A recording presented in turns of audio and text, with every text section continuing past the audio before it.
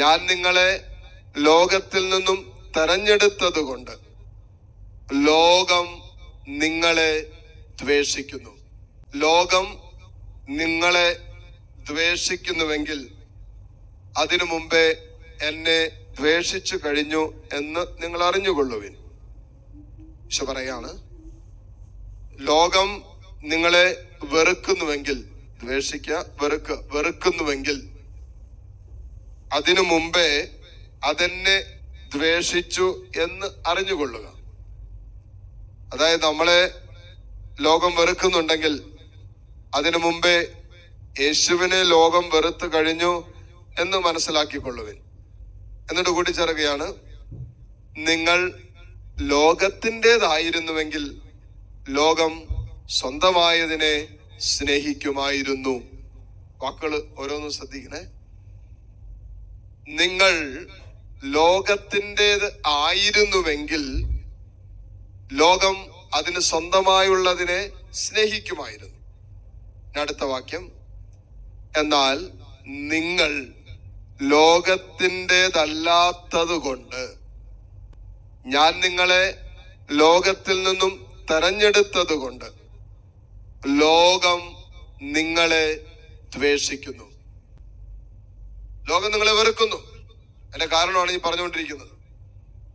അപ്പോ ലോകം, അതിന്റെ ഈസ് ഈക്വൽ ടു എന്ന് പറയുന്ന സമാനമായി വിളിക്കാവുന്ന പേരാണ് ലോകത്തെ നിയന്ത്രിക്കുന്ന ദുരാത്മാവ്, ലോകത്തെ നയിക്കുക, നിയന്ത്രിക്കുക, കൺട്രോൾ എടുത്തിരിക്കുന്ന, അധികാരം എടുത്തിരിക്കുന്ന പിശാച്.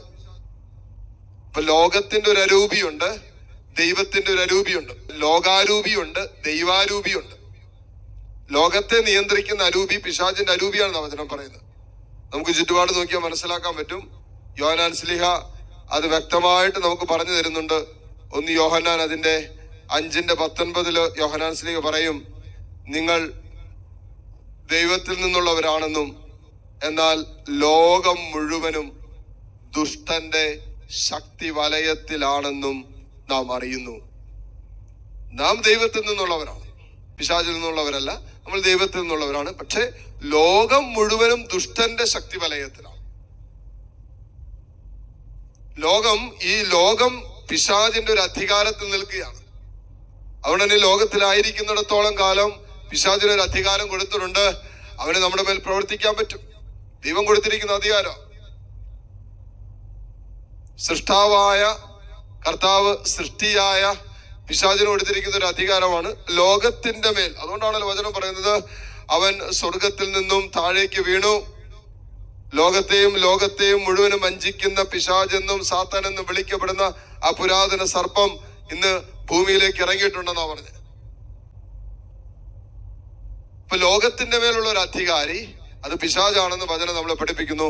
എന്നാൽ വളരെ വളരെ ശ്രദ്ധയോടെ യോഹന്നാൻ ശ്ലീഹ എഴുതി ചേർക്കും, നിങ്ങൾ ഈ ലോകാരൂപിയാൽ നയിക്കപ്പെടുകയായിരുന്നെങ്കിൽ, ലോകത്തിന്റെ അരൂപിയാൽ നിങ്ങൾ നിയന്ത്രിക്കപ്പെടുകയാണെങ്കിൽ, അല്ലെങ്കിൽ ലോകം പറയുന്നതാണ് നിങ്ങൾ കേൾക്കുന്നതെങ്കിൽ, നിങ്ങൾ ലോകത്തെയാണ് സ്നേഹിക്കുന്നതെങ്കിൽ, നിങ്ങൾ പിശാചിന്റെ സ്വന്തമായാണ് ജീവിക്കുന്നതെങ്കിൽ, കർത്താവിന്റെ വചനം നമ്മൾ ഓർപ്പിക്കുന്ന ഇങ്ങനെയാണ്, നിങ്ങൾ ലോകത്തിൻ്റെതായിരുന്നുവെങ്കിൽ, പിശാചിൻ്റെതായിരുന്നുവെങ്കിൽ ലോകം തനിക്ക് സ്വന്തമായുള്ളതിനെ സ്നേഹിക്കുമായിരുന്നു. നമ്മൾ പിശാചിന്റെ സ്വന്തമായിട്ട് വരുമ്പോ പിശാച് നമ്മളെ സ്നേഹിക്കും. അങ്ങനെ സ്വന്തമാണോ അവര് നമ്മളെ സ്നേഹിക്കുന്നുണ്ട്. ഇന്നും അങ്ങനെയാണ് അവസ്ഥ. ഇപ്പൊ നമ്മുടെ പ്രവൃത്തികളിലും നമ്മുടെ തീരുമാനങ്ങളിലും നമ്മുടെ സംസാരത്തിലും നമ്മുടെ നോട്ടത്തിലും നമ്മുടെ ജീവിതക്രമത്തിലൊക്കെ നമ്മൾ പിശാചിന്റെ സ്വന്തമായി ജീവിക്കാൻ തീരുമാനമെടുക്കുമ്പോ, പാപത്തിൽ മുഴുകി പൈശാചികതയ്ക്ക് നമ്മളെ തന്നെ വിട്ടുകൊടുത്ത് ദൈവസ്നേഹത്തിൽ നകന്ന് നമ്മൾ ജീവിക്കാൻ തീരുമാനമെടുക്കുമ്പോ വചനം പറയുന്നതാണ്, ലോകം നിങ്ങളെ സ്നേഹിക്കും, പിശാച് നിങ്ങളെ സ്നേഹിക്കും. വേദനകളും തിരസ്കരണങ്ങളും ഒറ്റക്കൊടുക്കപ്പെടുന്ന അനുഭവങ്ങളിലൂടെ എല്ലാം യേശു കടന്നുപോയതുപോലെ കടന്നു പോകേണ്ടി വരും എന്നുള്ളതിന്റെ ആഴമേറിയ സന്ദേശം ഇവിടെ പറയാണ്. നിങ്ങൾ ലോകത്തിൻ്റെതല്ലാത്തത് കൊണ്ട് ഞാൻ നിങ്ങളെ ലോകത്തിൽ നിന്നും തെരഞ്ഞെടുത്തത് കൊണ്ട് ലോകം നിങ്ങളെ ദ്വേഷിക്കും. ലോകം നമ്മളെ വെറുക്കും, ലോകം നമ്മളെ അസ്വസ്ഥപ്പെടുത്തും. പിശാച് നമ്മളെ ഏതൊക്കെ വിധത്തിൽ അസ്വസ്ഥപ്പെടുത്താൻ ശ്രമിക്കും അതുപോലെ അസ്വസ്ഥപ്പെടുത്തും. കാണുന്ന നമ്മൾ ലോകത്തിൻ്റെതല്ല.